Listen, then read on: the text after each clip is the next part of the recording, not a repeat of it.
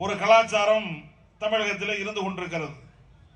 இந்துக்கள் கோவிலிலே ஒரு விசேஷம் என்றால் இஸ்லாமிய பகுதி மக்கள் போய் பங்கேற்பதும், கிறிஸ்தவ தேவாலயங்களிலே ஒரு விழா என்றால் இந்துக்களும் இஸ்லாமியர்களும் அங்கு சென்று பங்கெடுப்பதும், இங்கு நடைபெறக்கூடிய இந்த பள்ளிவாசல் திறப்பு விழாவிற்கு இந்த பகுதியினுடைய ஊர் முக்கியஸ்தர்கள் சீர்வரிசையுடன் வந்து பங்கேற்பதும் இந்த மத நல்லிணக்கம் தான் இந்தியாவினுடைய சின்னமாக இன்றைக்கு இருந்து கொண்டிருக்கிறது.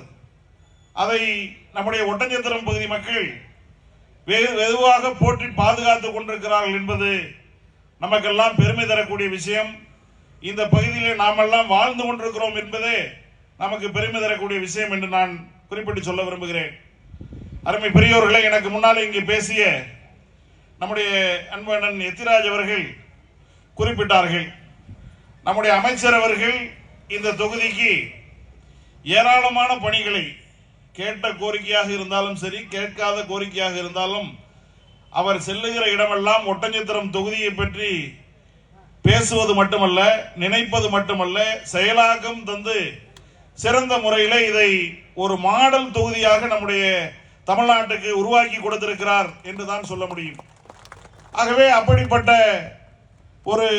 ஒரு சிறந்த சட்டமன்ற உறுப்பினரை, அமைச்சரை கொண்டிருக்கிற இந்த பகுதியிலே நாம் அனைவரும் இணைந்து இந்த விழாவை கொண்டாடி கொண்டிருக்கிறோம். இதோ பள்ளிவாசல் என்பது இந்த ஜமாத்துக்கு சொந்தமானது என்ற எண்ணத்தோடு இல்லாமல் இந்த வட்டாரத்து மக்கள் அனைவரும் பங்கேற்கிற வகையிலே இந்த விழா ஏற்பாடு செய்யப்பட்டிருப்பதே இதற்கு ஒரு பெருமையாக நான் கருதுகிறேன்.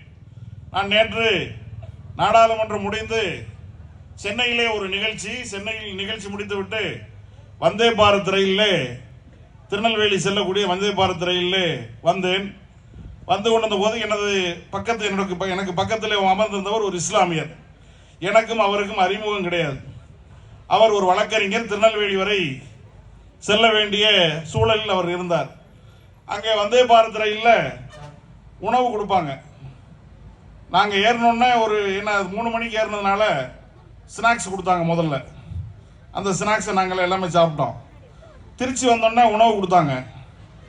அவர் நான் திண்டுக்கல் இறங்க போகிறதுனால எனக்கு உணவு வேணான்னு சொல்லிட்டேன். அவர் அந்த உணவை கொண்டு வந்தோடனே எனக்கு வெஜிடேரியன் கொண்டு வாங்கன்னு அவர் சொன்னார். சொல்லிட்டு என்கிட்ட பார்த்து கேட்டார், நீங்கள் சாப்பிடலையான்னு கேட்டார். நான் திண்டுக்கல் இறங்க போகிறேன், அதனால் சாப்பிடலன்னு. அவ்வளோ நேரம் மற்ற விஷயங்கள்லாம் பேசிட்டு வந்தோம். யார் என்னன்னு அறிமுகமாக்கல. ஆனால் என்னுடைய பேர் என்னன்னு அப்போ தான் விசாரிக்கிறார். என் பேரை சொன்னோடனே அவர் கண்டுபிடிச்சிட்டார்.